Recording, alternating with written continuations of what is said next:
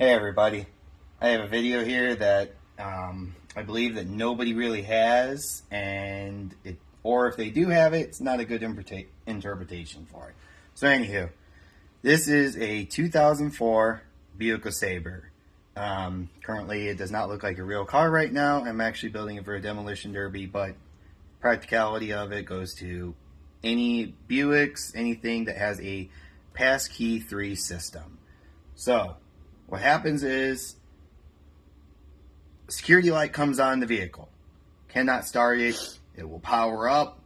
Won't turn over. So there were 3 different passkey systems for GM systems. One, passkey 1, was just a key. You had a separate one for the door locks and the ignition. There's the passkey 2 system, to where it was the key and it had a little resistor on the metal shaft of it. Then you had the passkey 3 system. Looks like a regular key, nothing special about it. There's supposedly a little chip in here.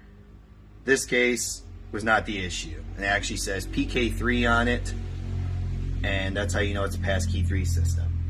So, I can't take everything apart to show you how I get to it, but I will basically show you what happens. So, put it in, you turn it on, everything powers up like normal.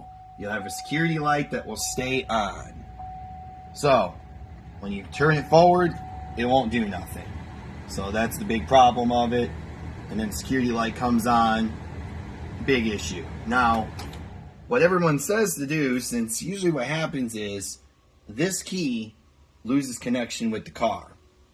It has 2 different sensors in here. One directly on the inside of the ignition part right here, and then one under it that's the ignition switch. This is the passkey 3 sensor.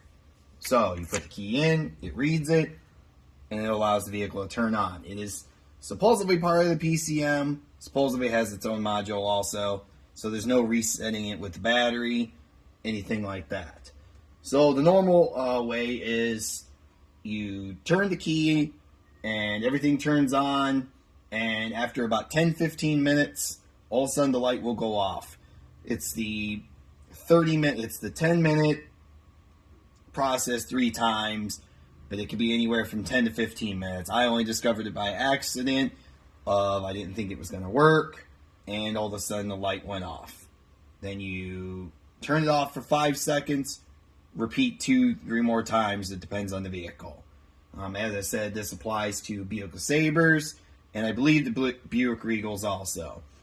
This is not the system to where you can put a little resistor on the wires and make up for it. So, if the system will not reset the 30-minute reset process, you have to change. You can actually change the ignition. I actually went to a junkyard, pulled the ignition out. The ignition actually comes out very easy. You turn it forward, you act like you're going to start it. There's a little pin up here. You have to stick like a pen, something very sharp in there, and this actually, the whole thing will come right out. It's very actually easy to get a new one in and out. But there's also the sensor, the passkey sensor that is under here, and then you have the ignition switch. Once you take those out, the wires go under the dash.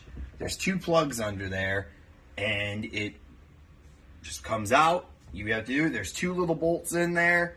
You have to get a special socket to get onto those bolts. What kind of socket?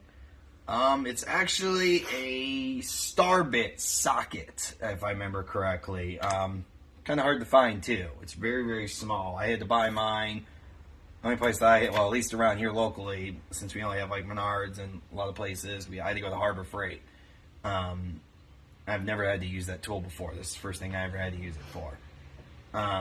But you take those out, you put it back in, you plug them down up there, and the wires go way, way, way up in there. So after that, turn the key on, you wait the 10-15 minutes, the security light goes off, you repeat 2-3 times, and you have to shut it off for 5 seconds. Pretty much almost on the dot. You do that, eventually you should be able to turn it forward and turn it on. It's not always a guaranteed thing. There might be something wrong, but most likely that's the case. But everyone always says, no, you can just do the reset method. Doesn't always work. So As I said, 2 sensors, the passkey 3 sensor and the actual ignition switch. I didn't know what was wrong. There's no way to really test it, I know of. So I just changed it all, and I changed the ignition because I found one at the junkyard that had a key in it. They're all matching car. So I hope this alleviates any issues that anybody's having. I know all the vehicles on there that had the passkey 2 system. This run doesn't really have too many videos. So I hope this helps people out, and thank you for watching.